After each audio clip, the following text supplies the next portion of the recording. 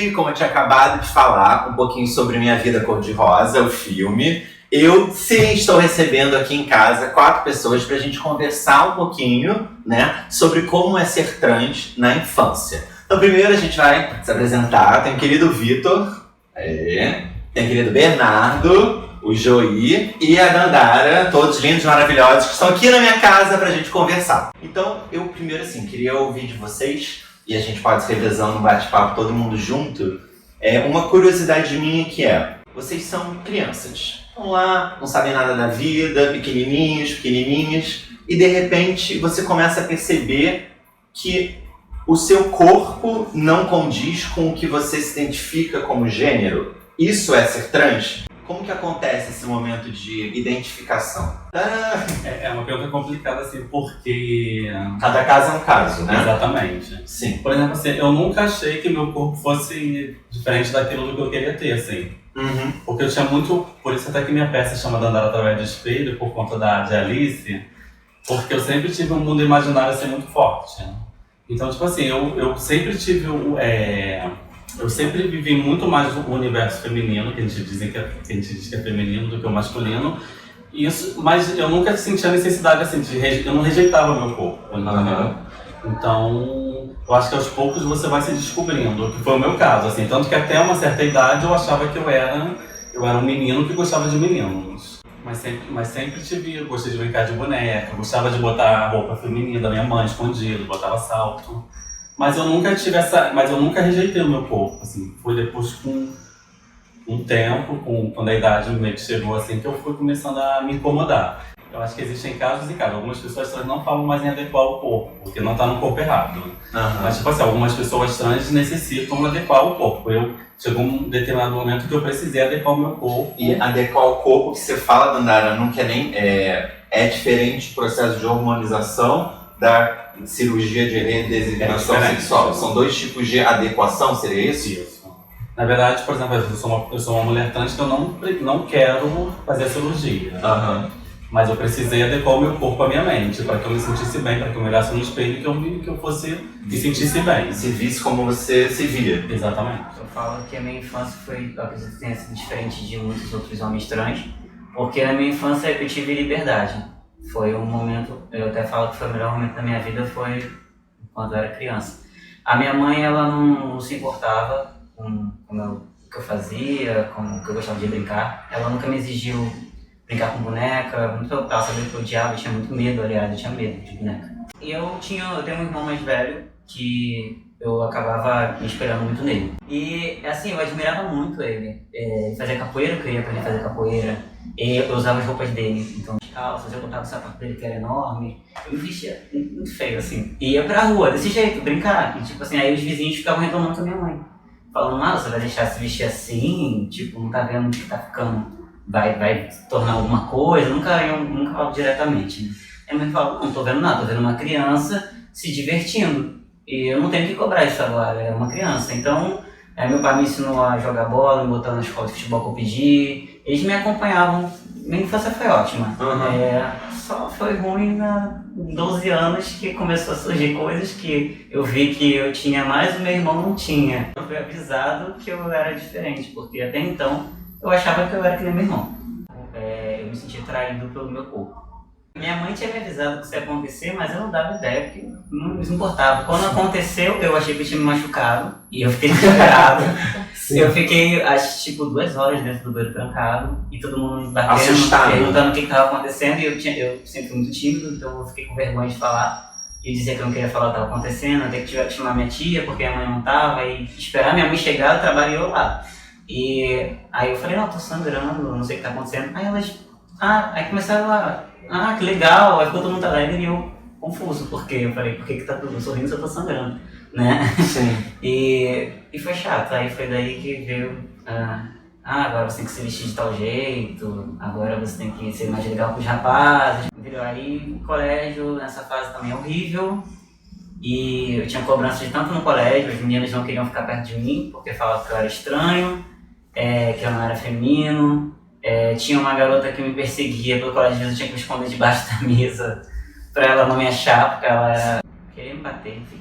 Ai, e inclusive foi nessa fase aí que teve um grupo de garotas metidinhas lá que cismaram, queriam me bater, não sei por que eu era sempre na minha, mas eu acho que Isso minha crianças? Isso, 12 anos, que seja? Dessa fase aí, 12, 13, por aí, Colégio, elas ficavam falando que iam me agredir, né? queriam me agredir. Aí, um dia, eu tentava sair mais cedo para poder me encontrar com elas, e teve uma vez que uma delas gritou comigo na sala, e ela já tava vindo pra minha direção, eu falei, agora, vou apanhar, né, porque são 3.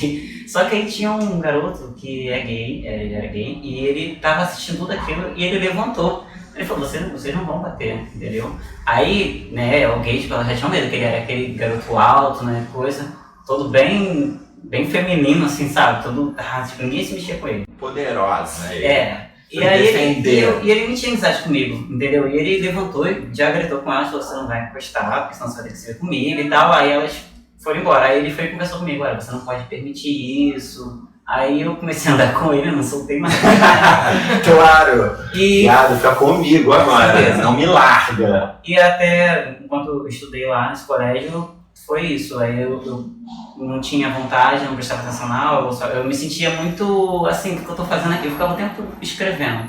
Tinha professor que estava passando matéria e estava escrevendo. Escrevendo sobre a sua experiência, sobre a minha vida. O que você estava sentindo? Eu sempre fui assim. E teve um professor que me perguntou se eu estava com algum problema, mas eu não consegui dizer o que era, porque eu não sabia o que era. E aí eu fiquei, na verdade, esse tempo todo no colégio sem fazer nada. Não prestava atenção em nada, nada me interessava. Quanto a essa questão da menstruação, é engraçado. Eu tive a minha primeira menstruação imaginária. Mentira! Porque a minha amiga, ela falou assim, tem uma vez que ela estava contando que ela tinha ficado, eu era adolescente. Sim. E ela, a primeira vez, quando ela ficou menstruada, ela estava com o namorado dela e ela ficou muito constrangida e foi embora correndo. Aí eu reproduzi, na época eu era apaixonado, tinha uma paixão platônica por um menino. Falou assim, se ela fez isso, vai acontecer comigo também. Então eu tive aquele, antes de eu dormir, eu sempre tinha aquele mundo assim que eu criava, aquele mundo assim, né? E teve um dia que eu tive a minha primeira menstruação imaginária, assim, que eu tava com ele, eu menstruei, fiquei super constrangido e fui pra casa.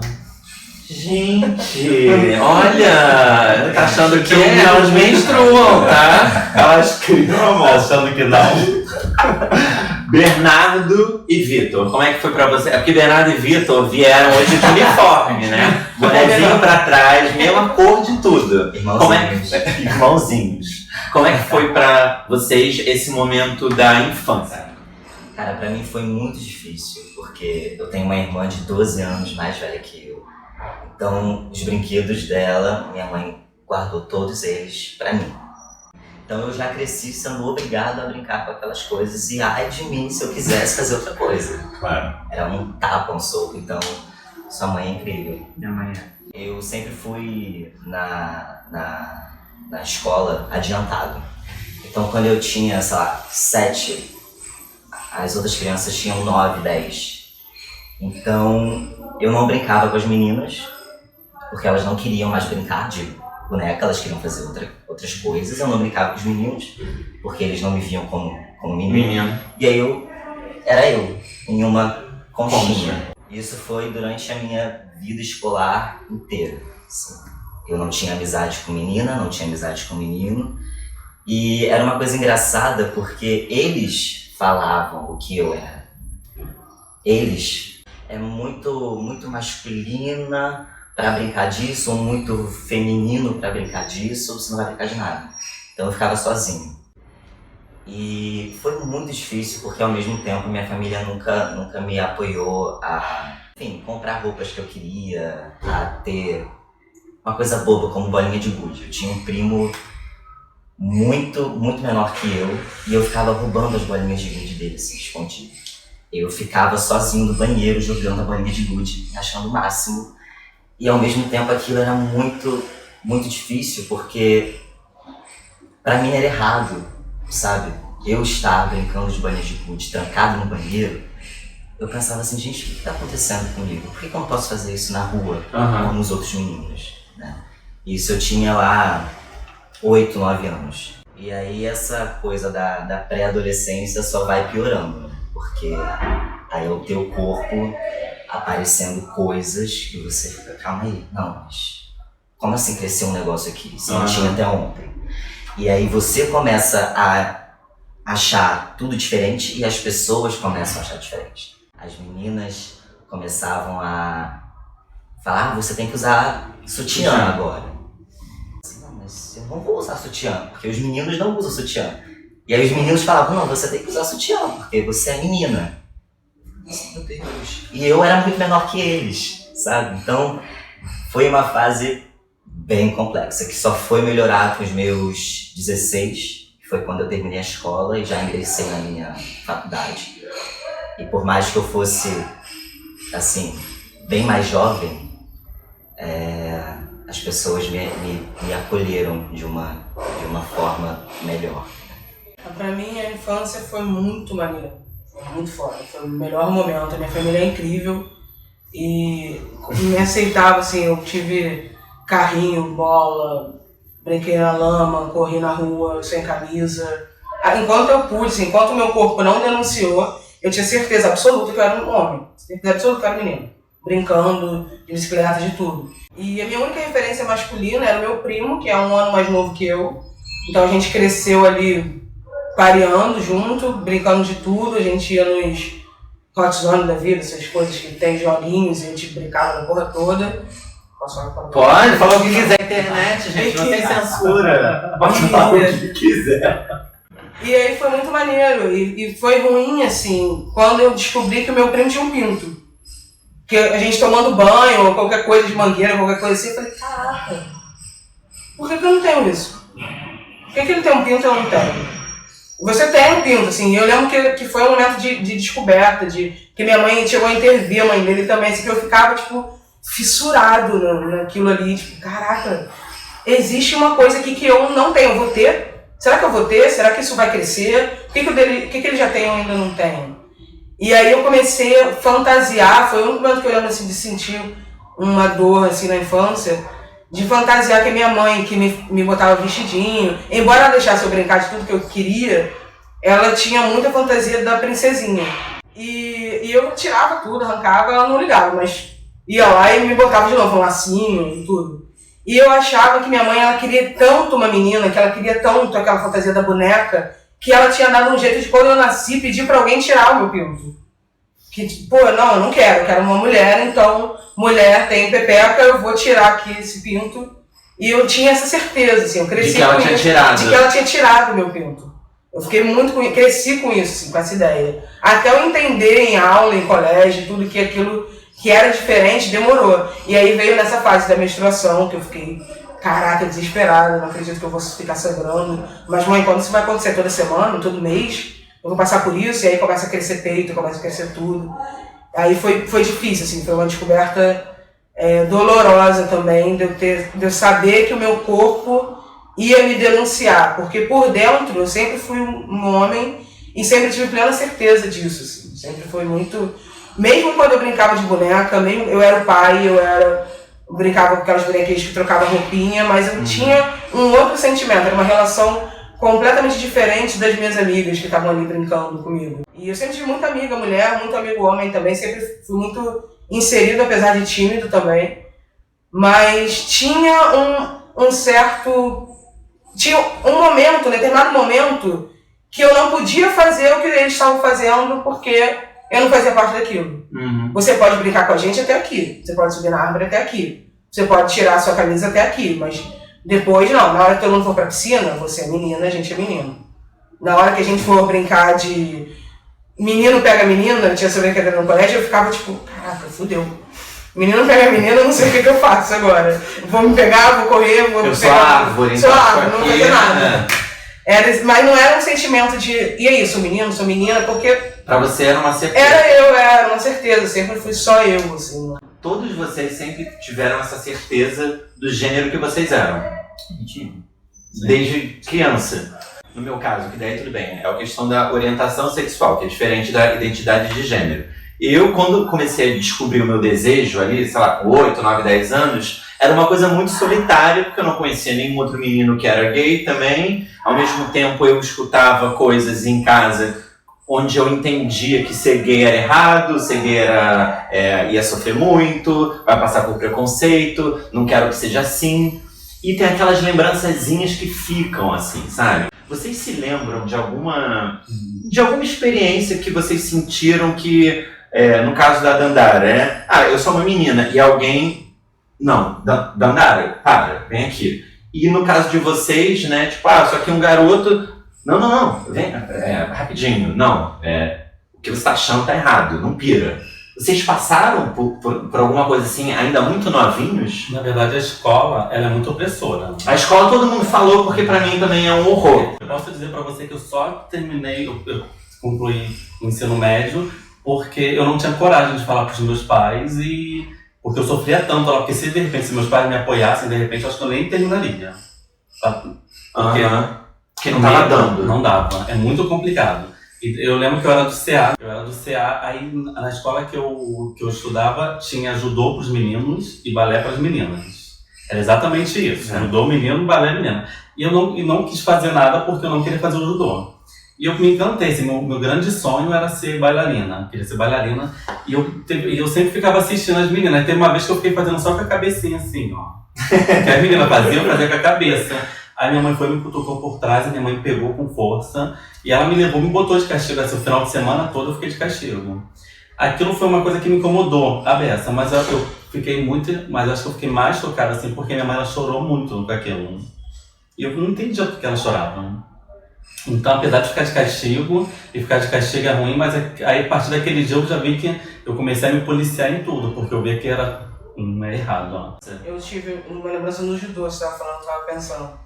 Que quando eu fazia aula do judô, tinha certeza que eu era menino. E eu não queria usar camisa embaixo do kimono. E aí no campeonato eu tinha que usar a camisa embaixo do kimono. E aquilo me incomodava, assim. Eu já tinha que lutar só com as mulheres, na categoria feminina. E aí botar aquela camisa embaixo, eu achava um absurdo, assim. Por que eu tenho que fazer isso? Porque eu não quero, porque todos os meninos estão só de kimono. E o kimono acaba saindo no meio da luta e tudo mais. Eu não quero ficar com essa camisa aqui. E era muito agoniante, assim. É um dos momentos que eu lembro de alguém falando, pô, não, você vai botar essa camisa porque você é mulher. Você vai usar isso aqui.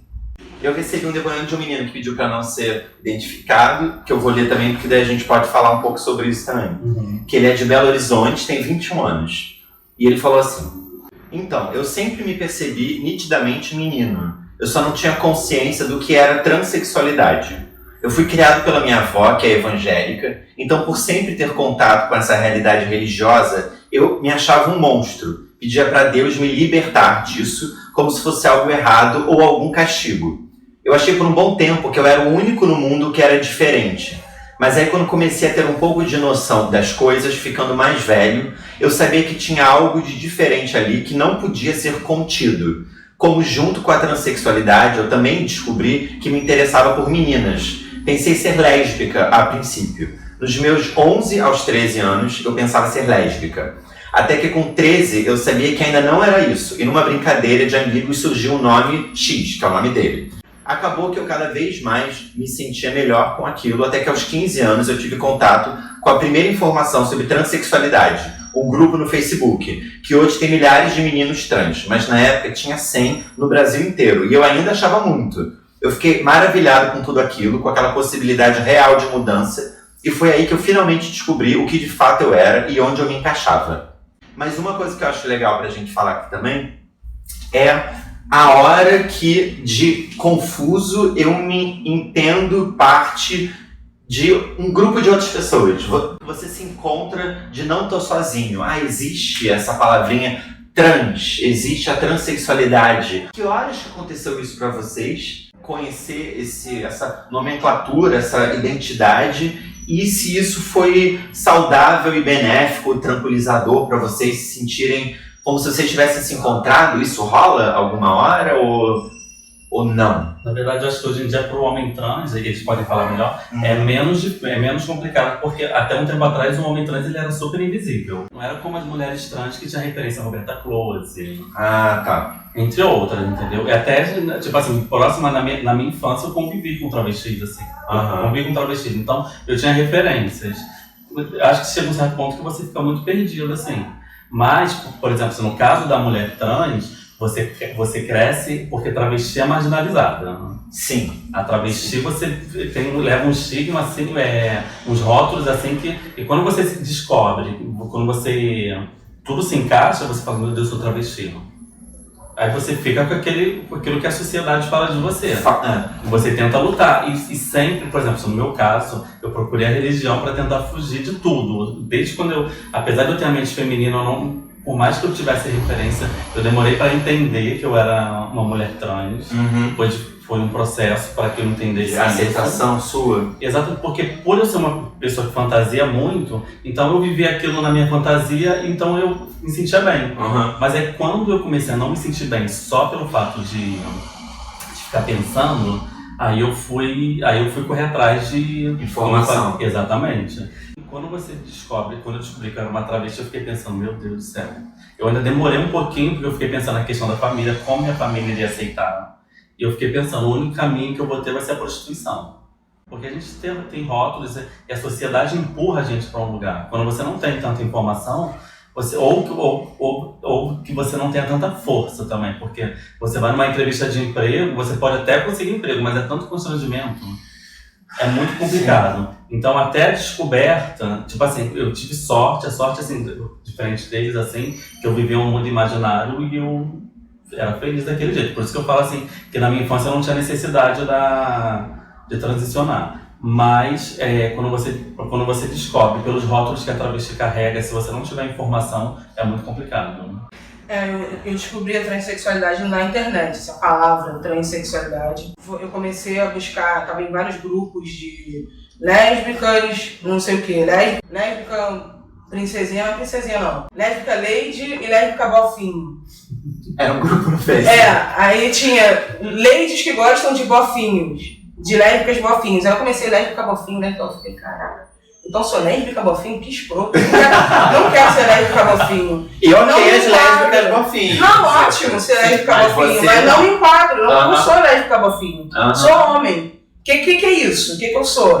E aí eu lembro que em um dos comentários, assim, de uma foto, tinha alguém falando, uma outra menina falando, pô, você não é, não pra mim, uma foto que tinha lá, você não é lésbica bofinho, você é trans, você é um homem trans, você precisa tomar hormônio, não sei o que, se você se sente homem. Eu falei, então peraí. Então existe, eu posso tomar hormônio de homem? Eu posso tomar testosterona? Vai crescer uma barba, então? Vou ficar com aparência masculina? Então, peraí, existem outras pessoas que estão fazendo isso. E aí comecei a pesquisar, comecei a ver e fui vendo outras referências, outros caras. Falei, caramba, isso é possível, isso existe. As pessoas estão transicionando, estão mudando. E aí começou uma loucura na minha mente. Quando é que isso vai ser? Como é que isso vai acontecer? Posso tomar hormônio agora? Não posso? Vai injetar? Vai mudar? Vou parar de menstruar? Não vou? Caraca, quero parar de menstruar. Então é possível parar de menstruar. Posso mudar meu corpo? E aí a palavra trans trouxe toda uma nova realidade, toda uma nova construção, toda uma coisa tipo, agora eu vou poder ser o que eu quero, vai levar um tempo, é uma nova adolescência, eu acho. A gente passa por uma adolescência de novo, de ter espinha, de ter dor de crescimento, de ter tudo de novo. E dá uma sensação de pertencimento? Total. De grupo, quando eu descobri a Casa né? NEM, caraca. Falei, que lugar é esse? Existem pessoas como eu, tô trocando, tô conhecendo, caraca, cara, tamo junto aqui. Então, tipo, você poder trocar com a pessoa, poder estar ali junto e trocar experiência, falar, caraca, pô, ontem senti uma dor do caralho, ontem aconteceu tal coisa. Ontem, pô, surgiu o primeiro pelo aqui, olha que esse aqui, que tá... A gente fica muito ansioso e muito esperando as coisas acontecerem. E muito, ontem eu fui no shopping e chamaram masculino. Ontem eu peguei um táxi e o cara me chamou masculino. Conseguiu, tipo, ele passou batido, assim, a passabilidade que a gente... A transexualidade tem uma representatividade de união, assim, da gente poder estar ali trocando ideia e ajudando o outro, e não, vai lá, faz, vê assim, fui nesse médico, consegui trocar meu nome, consegui pegar meu ofício da defensoria, consegui tal coisa, vai lá também, liga nesse número aqui, vou contigo. Então rola uma comunidade, rola um pertencimento, assim, você, caramba, tem outros caras aqui comigo e a gente vai junto resolver isso. É porque essa coisa da referência é muito importante, porque eu sempre ouvi, travesti e mulher trans, ponto. Conhecia várias. Agora, homem trans, trans-homem, fazia ideia o que era. Quando eu conheci um menino trans, e aí ele chegou assim pra mim e começou a conversar comigo. Ele falou, não, é porque eu sou trans. Assim, bugou o negócio. Eu falei assim, como assim? Que é isso? Como você é trans se você é homem? Eu tava achando que era mulher trans. Ele, não, então, eu sou um homem trans. E ele começou a falar várias coisas sobre homens trans. E eu assim... chorando, morrendo por dentro. Porque assim, eu tava ouvindo o que eu tava sentindo, o que eu sempre senti. Isso aqui ninguém nunca tinha falado. Nunca tinha escutado uma outra pessoa falar. E aí aquilo ficou na minha cabeça. Eu falei com alguns amigos, gente... Então, homem trans, vocês já ouviram falar disso? Homem trans? E eu fiquei assim, comecei a pesquisar, até que eu fui em uma conferência em São Paulo, que tinha o Léo Moreira Sá, o João Nery. Aí foi um momento assim, eles começaram a falar, e aí eu ia chorando, morrendo, e eu tinha entendido, então, não tem nada de errado comigo, eu sou só trans, ponto, tá tudo certo. Eu já tava meio que desistindo já da minha vida, porque eu fui me reconhecer trans já com eu ia fazer 20 anos. Então, um pouco antes de eu saber que eu era trans, eu pesquisando na internet possibilidades de como que eu vou ser um homem aqui nessa sociedade se eu não posso ser.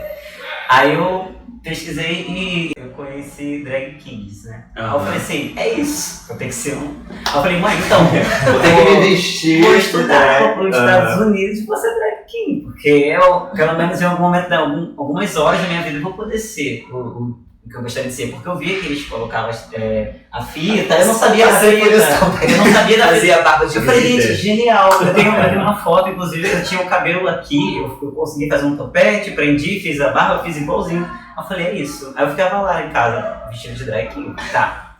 Um dia eu tava almoçando e eu gostava de assistir Tabu, e eu tava assistindo Tabu, almoçando, e era Tabu transgênero. E eu fiquei, gente, transgênero, achei que é transgênero, tá. Aí começou a passar as histórias e eu tava comendo aqui, ó. Aí eu fui parando. Falei, calma aí. Aí eu falei, não. Aí eu fiquei assim, tipo, o que tá acontecendo? Comecei a chorar. Falei, gente, sabe aquela coisa, né? Tô me reconhecendo. Falei, gente, tem uma outra saída, não acredito. Eu achei que tinha acabado. Tipo, eu achei que não. Eu ia ter perdido pra sempre. Aí eu falei, como que eu vou explicar isso pra minha mãe? Tava passando o programa, né? Eu não sabia quando ia passar de novo. Aí eu passou na minha cabeça, eu vou chamar minha mãe agora. Aí eu chamei minha mãe e falei, mãe, senta, não fala nada até o final, assiste, porque eu não consigo explicar agora, não conseguia falar muita coisa, tava chorando mesmo. E ela sentou e minha mãe ficou lá, tipo, entendendo mais nada ainda, porque minha mãe é uma pessoa muito humilde, assim, ela não tem pouco conhecimento das coisas. E quando acabou, eu chorando, não precisava parar de chorar, e ela falou assim, pesquisa, e depois a gente conversa com calma. Aí eu fui pesquisei, aí eu fui descobrir que, até então achei que só havia homens trans também lá fora do Brasil, né? Eu falei, não tem homem trans no Brasil, nunca vi homem trans no Brasil, gente. Aí eu pesquisando, fui achei os grupos, vi os meninos, assim, saber que tinha homens trans aqui, foi, nossa, gente, a sensação é ótima, assim, como se eu estivesse me aproximando da liberdade mesmo, assim, né? E é a sensação do renascimento, né? E aí eu conversei com minha mãe de novo, expliquei pra ela falou que também não estava entendendo, mas que ela ia me apoiar. Depois que a minha mãe entendeu que era uma pessoa trans e que aquilo ali era muito importante pra mim, eu falei pra ela da faixa, falei pra ela de tudo, aí ela chorou também, disse que você vai ter que modificar seu corpo. Eu falei, mãe, é isso. Ela falou, você vai ser feliz assim. Eu falei, já tô sendo, só de saber que eu tenho uma salvação, porque sinceramente, se eu morresse ou não, pra mim tanto faz, antes disso. Minha mãe passou a arrumar confusão com as pessoas que mexiam comigo, então eu volto a repetir que eu tive muita sorte pela família que eu tenho, ao mesmo tempo que eu acho que isso é o mínimo que a família tem que oferecer para um filho. Ela sendo mãe, ela tem que dizer assim, eu falo muito sobre isso, toda família tem que acolher o filho. Agora a gente vai dar uma mini pausa, porque eu, além de ter esses convidados incríveis aqui em casa, eu recebi vários depoimentos de outros meninos e meninas trans do Brasil que mandaram vídeos pra mim. E é isso que a gente vai ver agora, rapidinho, e a gente já volta.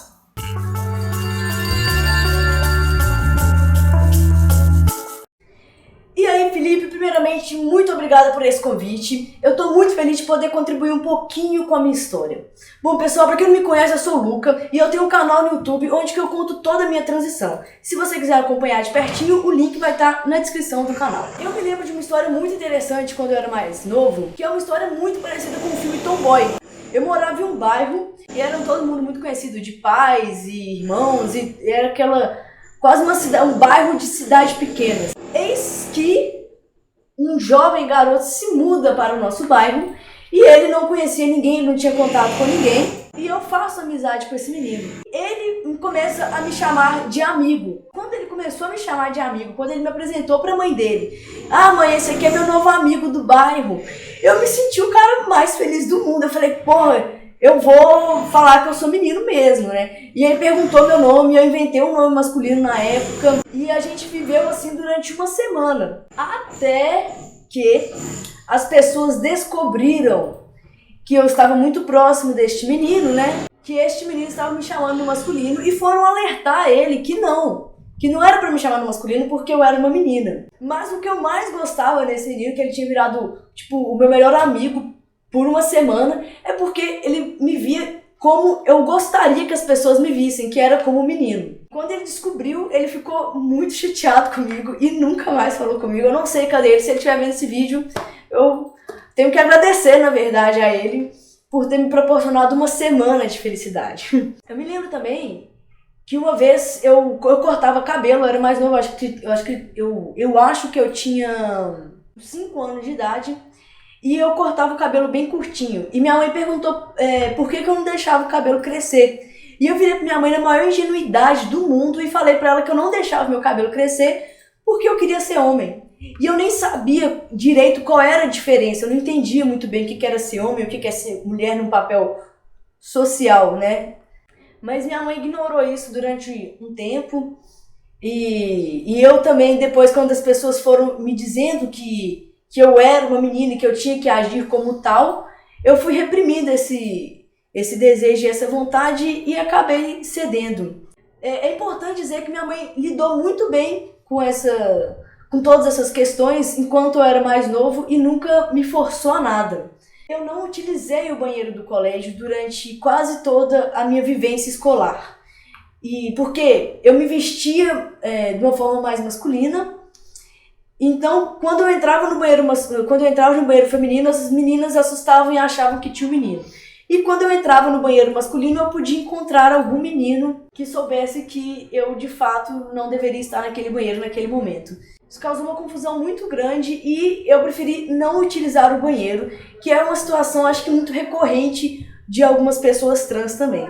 Essas situações, elas são individuais, né? Que não existe uma regra ou vivência que faz com que, o meu filho ele age desse jeito, ele vai ser uma pessoa trans. A gente tem que tomar cuidado, né, nesse extremismo, porque existem infâncias de pessoas que podem ser parecidas com a minha história e que nunca vai ser um homem trans, mas pode ser que seja.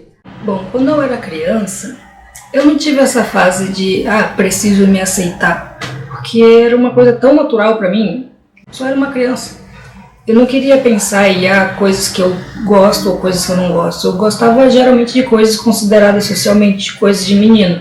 As minhas lembranças eram muito naturais, então eu não tive essa fase de eu preciso me aceitar enquanto um menino trans, eu preciso me aceitar enquanto trans. Eu não tive isso, porque eu sou assim desde sempre, então por que eu preciso supostamente me aceitar? Não tinha nada de errado comigo, eu era uma criança, como qualquer outra, sabe? Agora, tem uma memória que eu lembro que foi muito chata, que era muito recorrente de acontecer, que era ir na casa dos nossos primos. Sempre era aquela coisa de meninos têm que brincar com meninos e meninas têm que brincar com meninas.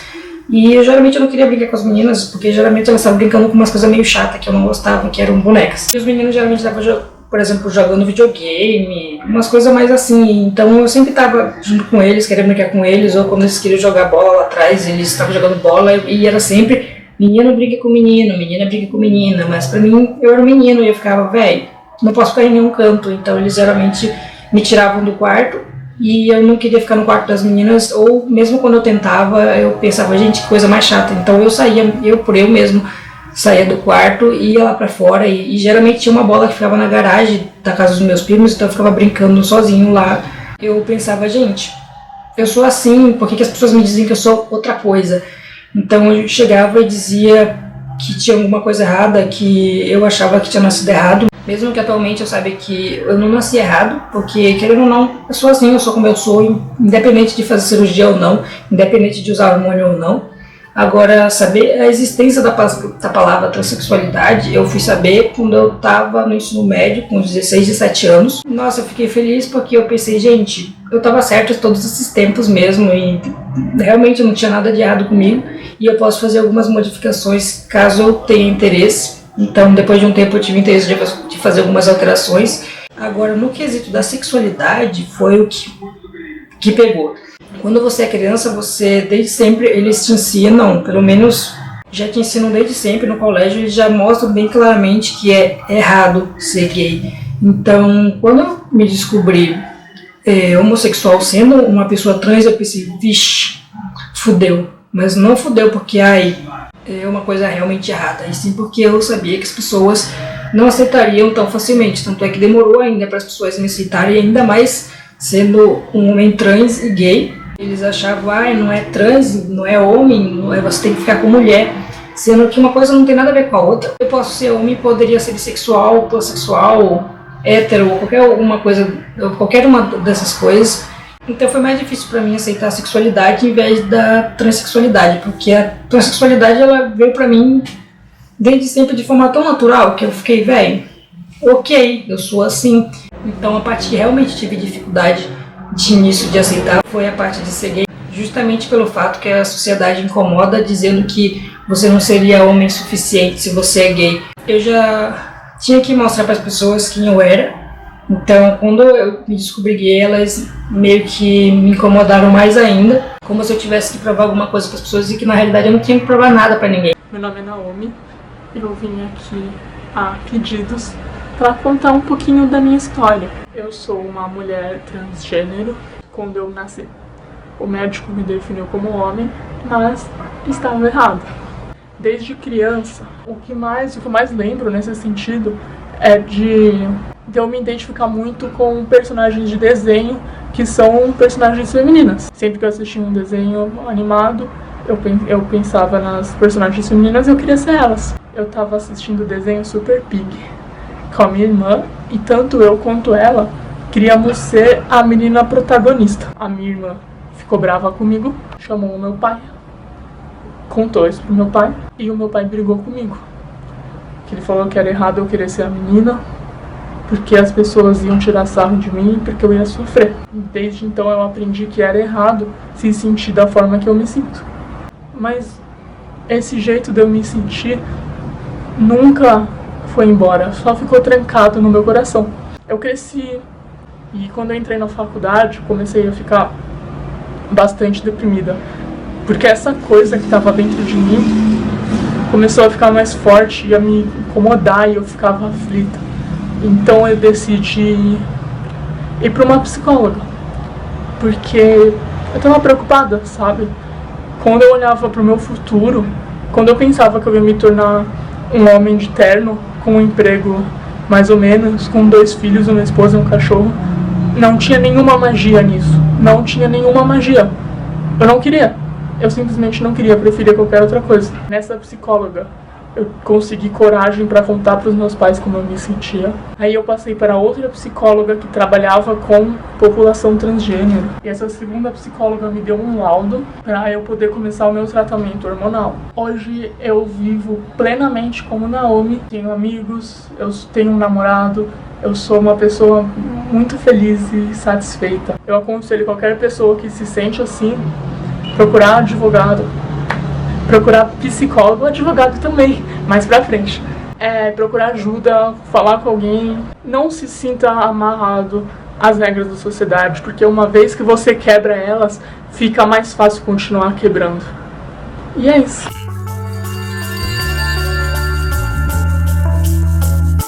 Eu quis criar esse espaço justamente pra gente poder ouvir as histórias e tentar criar mais empatia com essa letrinha, né, da nossa sigla LGBT, que ainda eu acho que é a mais, talvez, marginalizada. Se a gente for pensar que o Brasil é o país onde mais se mata a comunidade trans, a gente falou aqui hoje um pouco sobre a infância, né, sobre essa fase que acho que talvez para toda a comunidade LGBT seja uma fase muito complicada, né? Pelo menos para a maioria, eu espero que isso vá diminuindo, mas o colégio, o apoio da família, dos amigos, a representatividade nos filmes, nos livros, nas novelas, como a sensação de pertencimento ajuda concretamente a se sentirem parte de um grupo, né? Eu queria aproveitar, sei que o Joey está fazendo uma vaquinha online, né, para mastectomia dele, então eu vou botar o link também aqui embaixo para quem quiser contribuir. Eu já contribuí e quem quiser, por favor, contribua, porque é muito importante, né, que todos eles e todo mundo da comunidade trans possa viver plenamente a sua identidade. E eu queria saber se vocês querem dar alguma mensagem de despedida. A gente está encerrando. Estou vestindo o Jô Soares. Estamos encerrando, Dandara. Primeiramente, quero agradecer o convite. Eu estou muito feliz de estar aqui. E dizer que você falou da questão do que o Brasil é o país que mais mata travestis e transexuais no mundo. E também falar a questão da empregabilidade da travesti, que 90% das travestis estão na prostituição. Então a gente não tem nada contra a prostituição, mas é errado quando a prostituição é o único caminho. E que eu acho que as pessoas têm que incluir as pessoas trans. Eu sou atriz e eu quero dizer que a representatividade ela importa sim, porque ela não permite que a gente faça personagem cis, então ao menos deem a gente a oportunidade de fazer personagem trans. Então acho que a questão, vamos incluir as pessoas trans, que é muito importante. E para as pessoas trans eu quero dizer que atualmente eu não estou em cartaz agora, mas eu tenho uma peça onde eu sou protagonista, que é sobre a minha história, e eu muito ouvi que ali não era o meu lugar, no teatro. Eu queria dizer para as pessoas trans que o nosso lugar é onde a gente quiser estar. Com certeza! Eu vou botar o somzinho. E eu acho muito chato essa coisa de dizer que é mãe, é pai, que ama, mas na hora que precisa jogar pro mundo cuidar. Então eu deixo essa mensagem para que a gente, quem tiver um filho, se vê que tá sofrendo, procura saber o que é, se precisar levar um psicólogo para conversar em grupo, ou procura alguém que conheça que tenha mais noção de coisa, mas não expulsa, sabe, não maltrata, isso pode afetar muito essa pessoa. Se alguém faz ideia do que é trans, não conhece ninguém, enfim, pesquisa, sabe? Hoje em dia a internet tá aí, a televisão tá aí, tratando sobre isso, querendo ou não. Então eu acho que as pessoas precisam sim saber que nós existimos, que nós não somos anormais, por mais que a transexualidade seja considerada uma doença ainda, nós não somos anormais, nós Nem doentes. muito menos doentes, né? E que a gente só quer, duas coisas só, que é respeito e direitos iguais, só isso. Então, que a gente possa respeitar os outros e que todo mundo possa respeitar a gente, e que a gente possa ter direito às coisas básicas, como o emprego, como o estudo, como o nosso nome. A gente só quer isso, e aos poucos a gente vai conquistando o que cada um quer. Queria dizer que essas piadinhas e brincadeirinhas e implicânciazinhas e a piadinha mata trans todo dia. Realmente isso é uma realidade, a gente vive isso no Brasil, não é um exagero. Mas eu só tava zoando, eu sei. Só tava zoando, mas eu não sou preconceituoso não. Ter essa consciência de que você só está zoando uma pessoa que vive aquela realidade é muito importante. Assim, eu luto contra isso diariamente do meu grupo de amizades, nas minhas redes sociais, na minha família, em todos os lugares que eu posso, não é para passar zoando a travesti, é a travesti, vai respeitar a identidade, vai respeitar o pronome, vai chamar certo, não vai fazer piada, não vai ficar, pensou em gay, já tem todo um trejeito, já tem toda uma coisa, e acho que as pessoas têm que começar a respeitar mesmo, respeitar no sentido de, mesmo que não compreenda, respeitar o espaço do outro, até onde começa o espaço do outro. Eu não vou me meter se ele quer ser assim, é assim que ele vai ser. Se ele quer ser chamado de João, Pedro, Henrique, Paulo, Ana, Maria, eu vou chamar assim. porque é como a pessoa se entende, se identifica, e eu acho isso muito importante, assim. E nos grupos de amizade também, as pessoas que conheceram a gente antes de hormônio, depois de hormônio, durante transição, pós-transição, nós somos as mesmas pessoas, somos quem nós somos. A essência é essa, o que a gente sempre foi, que a gente sempre sentiu, e isso nunca vai mudar, assim. Esse é um espaço novo, a gente está terminando a primeira semana do canal, só teve terça e hoje esse vídeo, e a ideia é exatamente essa, trazer a nossa comunidade LGBT para mais perto da gente mesmo, e acho que falando da comunidade trans, é hora da gente dar espaço e dar voz, e isso parte da educação, parte da cultura, parte de todo um governo e toda uma sociedade aberta para pensar e para ter amor ao próximo, né? Que é o mais importante, que é respeitar o outro. Então é isso, eu termino aqui hoje o nosso vídeo, muito feliz de ter recebido tantos depoimentos e tanta troca. E é isso, se inscreva no canal se gostaram, eu vou botar o Instagram de todo mundo aqui embaixo, tem a vaquinha do Joey também, então quem puder contribua. E é isso, a gente se vê na semana que vem e até a próxima. Beijo!